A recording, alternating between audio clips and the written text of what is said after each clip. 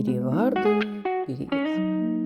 Dərin meşənin kənarında balaca Aslan adlı bir oğlan yaşayırdı. Aslanın bir sirri vardı. O, hər gecə ulduzlara baxır və yad planetli dostlarını çağırırdı. Bir gecə ulduzlar o qədər parlaq idi ki, qəflətən göydə yaşıl işıq saçıldı. Aslan pəncərəyə qaçdı. Uzaqda meşənin ortasında parlayan kosmik gəmi yerə endi. O tez paltarını geyindi, balaca fənərini götürüb meşəyə qaçdı. Gəminin qapısı açıldı, içindən 3 yad planetli dost çıxdı.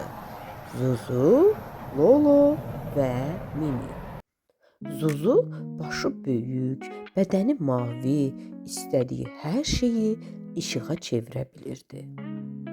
Lolo kiçik idi, yaşıl idi, amma güclü əlləri vardı. İstənilən şeyi qaldıra bilirdi. Mimi isə sürətlə qaçırdı. Küləkdən belə sürətli idi.